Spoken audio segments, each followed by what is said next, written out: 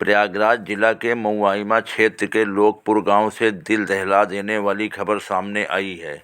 जहां प्रॉपर्टी के विवाद में बड़े बेटे मुकेश ने अपने पिता, बहन और भांजी को कुल्हाड़ी से काटकर हत्या कर दी।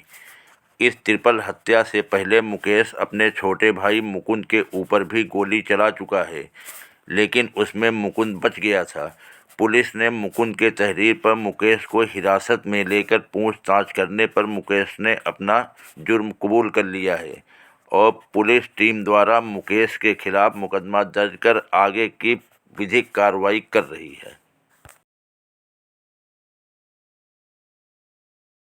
दिनांक 4 जनवरी 2026 को थाना महुआइमा पर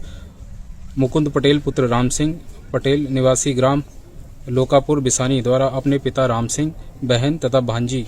के गुमशुदा होने के संबंध में सूचना थाने पर दी थी, जिस पर थाना महुआइमा में गुमशुदगी दर्ज की गई थी, जिसके संबंध में उसके द्वारा अपने बड़े भाई मुकेश पर उनके साथ कोई घटना कारित करने का अंदेशा भी जताया था। इस सूचना पर आज मुकेश को 5 जनवरी 2026 को थाना तथा एसओजी टीम द्वारा हिरासत में लिया गया था। पूछताछ में उसके द्वारा बताया गया है कि मुकेश के पिता राम सिंह से जमीन का विवाद चल रहा था। पिता द्वारा अपनी 4 बीघा जमीन अपने छोटे बेटे मुकुंद के नाम पे कर दी गई थी, जिसको लेके मुकेश द्वारा पिता से 10-20वां जमीन मांगी जा रही थी, परंतु पिता तथा मुकुंद द्वारा उसको जमीन नहीं दी गई थी, जिससे कुंठित होकर वह 2 जनवरी को पिता की हत्या करने के इरादे से रात्रि को उनके घर में गया तथा गला दबाकर उसको मारने का प्रयास कर रहा था। इसी दौरान मुकेश की बहन तथा भांजी द्वारा उसको देख लिया गया तथा उसको रोका गया, जिस पर मुकेश द्वारा पास ही पड़ी कुल्हाड़ी से उन पर भी वार किया गया तथा कुल्हाड़ी के वार से तीनों को मौके पे उसके द्वारा जान से मार दिया गया तथा